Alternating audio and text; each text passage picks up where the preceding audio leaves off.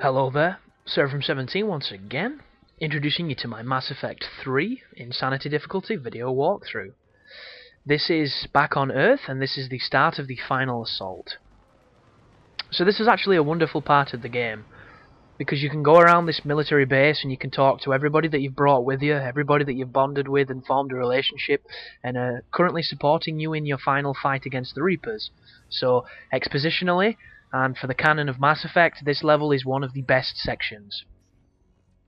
That aside, this is action, action, action, action. You are going to be going from room to room, killing Reapers, and nothing else. And it's going to get systematically more challenging until at the end, you'll be taking on a wave of heavies, which can be rather challenging. So we are steadily building towards the climax, and the gameplay is upping the ante accordingly.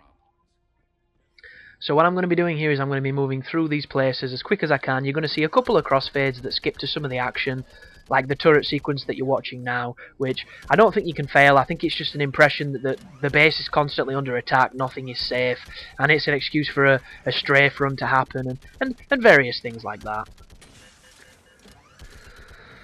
But this is it. This is what you've been fighting towards, and for the most of it, it's kind of fun. There's not too many bullshit moments. It's just this is really going to test your ability to kill multiple banshees at the same time. That is the challenge. Everything else is pretty simple. It's just, can you take on 2 banshees while a bunch of random marauders and cannibals are shooting at you? And if the answer is yes, then awesome, you're set. You've beat the game. You've got your achievement. You're well on your way to to conquering Mass Effect 3. If you can't, then this is probably going to be the most testing part of the game. But this is where the fighting begins, and it's just a group of cannibals, so it's not too bad at all. They're one of those enemies that are always kind of fun to fight. The only thing I don't like about them is that their proclivity towards grenade spamming. I don't know where they're pulling those grenades from, but they have a lot of them, and I wish I had that many, because they can chuck 2 or 3 at you if you let them do what they want. They're assholes. But just keep peppering dudes. Make sure that you put your ability to your ammunition, so you've always got something on your bullets doing extra damage, and just pepper them however you have.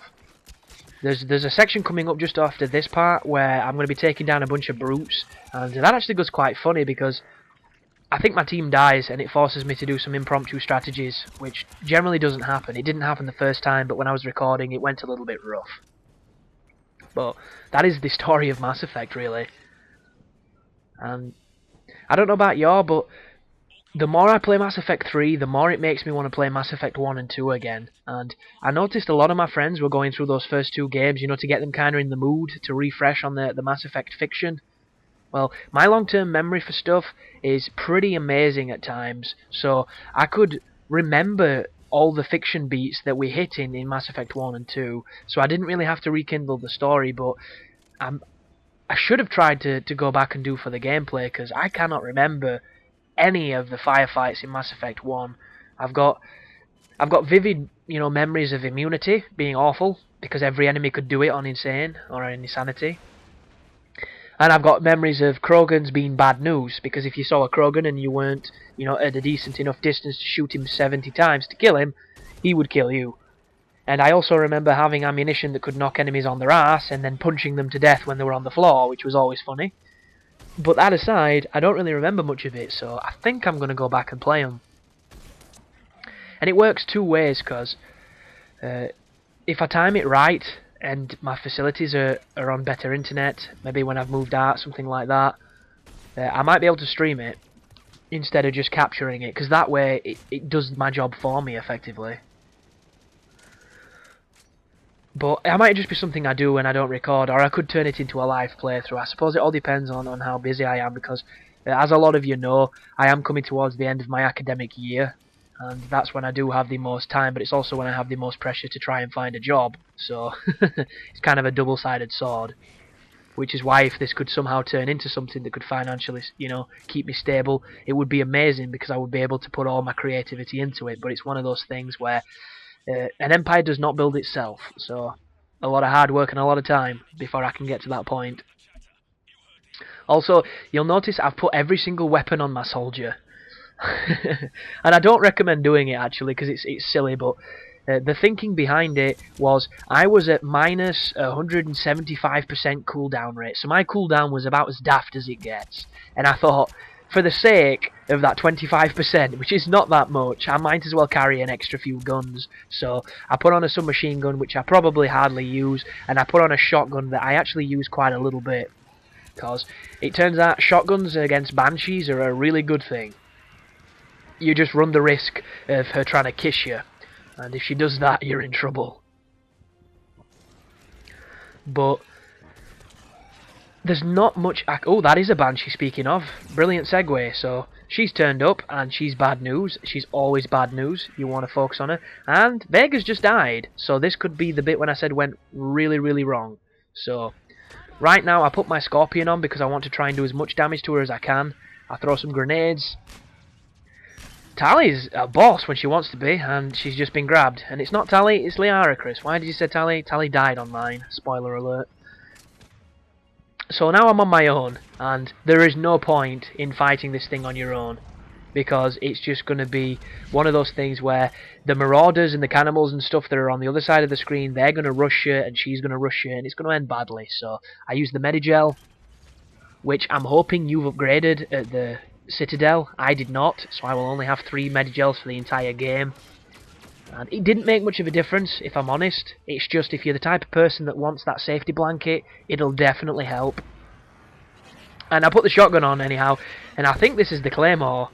The big dirty, you know, fuck you cannon. And it's really powerful, and as you can see, I get right up her ass when I'm shooting it, and it does some decent damage, but it'd have been nice to get the one-hit kill on her. That would have been satisfying. But it's got a surprisingly large amount of range as well, so don't be afraid to shoot from a distance with it. Just don't try to snipe, because that's just ridiculous.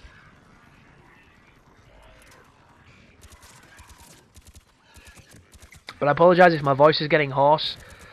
This guide has probably been the most extreme commentary session I've done for a guide, and because there's so much... The videos are long, man. These videos are long, and it's really tough on your throat. I've drunk my body weight in water today. It's ridiculous. I'm pissing like a racehorse. It's unbelievable.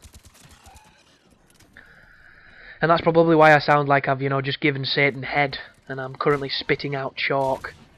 Or charcoal. Maybe that's more appropriate. I'm not quite to Barry level tones. Barry level? I'm just confusing words now. My brain's going. I'm not quite to the level of Barry White and his awesome tones, but I'm getting there. I'm getting pretty hoarse. Excuse me. So this is all Mass Effect as standard in my playthroughs. Keep as much distance as I can, snipe everything. And I think that's probably why Mass Effect 1 was my favourite, because the ammunition never ran out. You just had to monitor the cooldown. So I could use my sniper on every level. It's just when you go back to that game and when you start out, your sniper rifle sways because you're not good at using it yet. And it's really strange. And like you only get one shot with the gun before it overheats, so you've got to actually get a better gun before you can use it for more than one shot, and then the wait for the cooldown. There is a lot of like politics that goes into the weapons that you forget when you've not played a game in a while, which is why I want to go back to it. And I said it was like a two-sided victory for myself previously, and the second reason is I don't have the ally achievements, or the ally achievements depending on how you want to pronounce it. And that was the first time that I actively hated a game for not giving me an achievement that I deserved. Because I'd played Mass Effect 1 a ridiculous amount. I must have played through that game 5 times, and each time I did everything in it. I did all the side quests, I landed on all the planets, and I did not get a single one of those achievements. And I always kept the same team, I kept different people on different playthroughs, and I still did not get those achievements.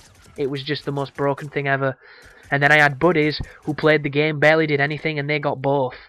It's like there was no justice, there was no salvation for that situation. It pissed me off. But this car park, once you kill the husks, you're going to get attacked by a couple brutes. And you'll be able to hear the brutes before they turn up, because they do make a noise when they appear. And I think you just heard it a few seconds back.